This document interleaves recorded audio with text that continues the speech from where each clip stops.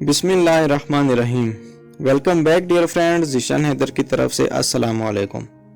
उम्मीद करता हूँ आप खुशबाश खैरियत से होंगे।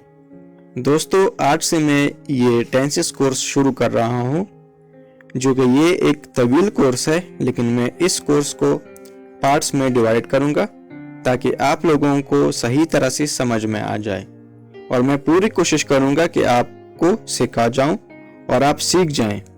दोस्तों, इसी टेंसेस सीखने के लिए आप लोग कोचिंग सेंटर्स, ट्यूशन्स वगैरह ज्वाइन कर लेते हो और वो बड़ी फीसें ले लेते हैं आप लोगों से।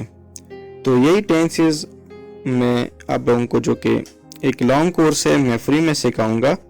दोस्तों, बगैर टाइम वेस्ट किए हुए लेसन को स्टार्ट करते हैं। So let's start the lesson.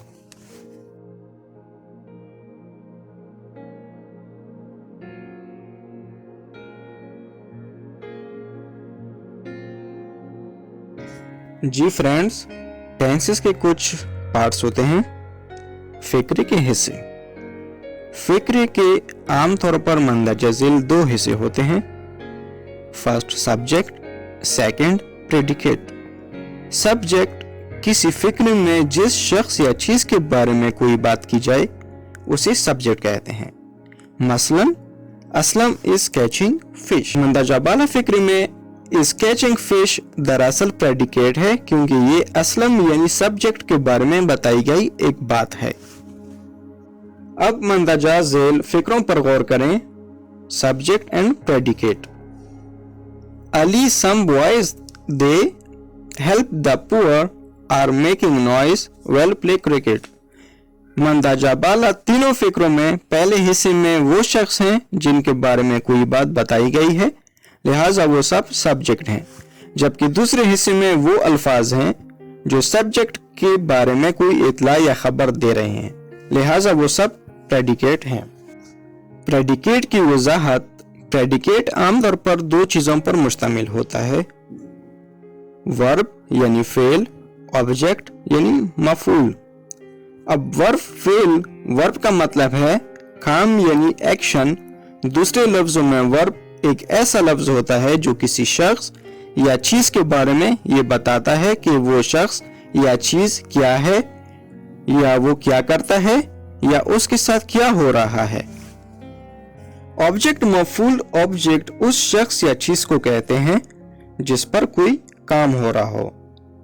Object दरअसल रिसीवर ऑफ द एक्शन होता है। अब मंदरजा झेल फिक्रों पर गौर करें। मंदरजा बाला फिक्रों में हेल्प और मेकिंग और वेल प्ले वर्ब हैं, क्योंकि ये एक्शन यानी काम को जाहिर करते हैं, जबकि द पुअर, नॉइस और क्रिकेट तीनों ऑब्जेक्ट्स हैं, क्योंकि ये उन पर काम हो रहा है, यानी वो रिसीवर ऑफ द एक्शन है।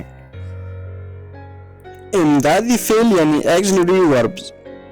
इमदादी फेल को हेल्पिंग वर्ब या एक्सिलरी वर्ब कहते हैं।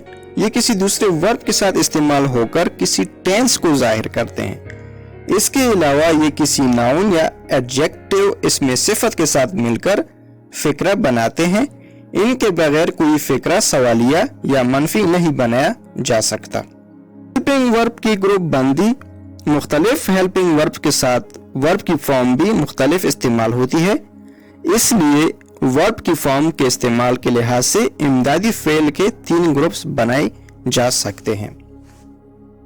ये ग्रुप बंदी सिर्फ एक्टिव वॉइस फिक्रों के लिए है।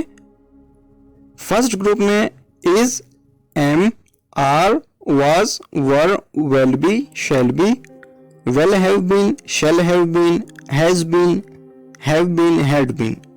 एक्टिव वॉइस फिक्रों में फर्स्ट ग्रुप में मौजूद तमाम इमदादी अफ़आल के साथ वर्ब की ING वाली फॉर्म इस्तेमाल होती है।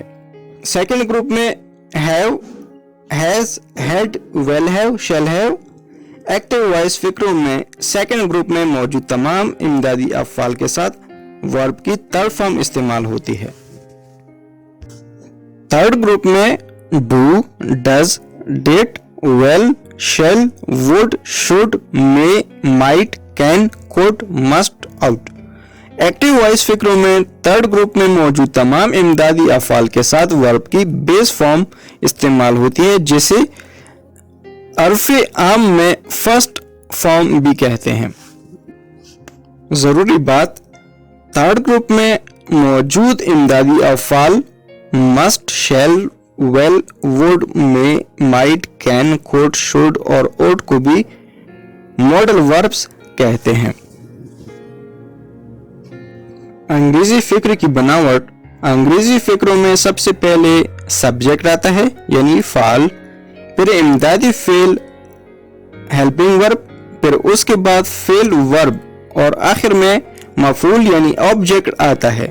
مثلا Ali is writing a letter, Ali subject ہے، is helping verb, writing verb ہے، اے لیٹر آبجیکٹ ہے۔ ٹینسز کی گروپ بندی، ورب کے لحاظ سے ٹینسز کو دو گروپس میں تقسیم کیا جا سکتا ہے۔ First active voice, second passive voice. Active voice اگر کسی فکر میں موجود سبجیکٹ کام کرنے والا یعنی ڈور آف دا ایکشن ہو تو فکرہ ایکٹیو وائس ہوتا ہے۔ مثلا علی خط لکھتا ہے، علی رائٹس اے لیٹر۔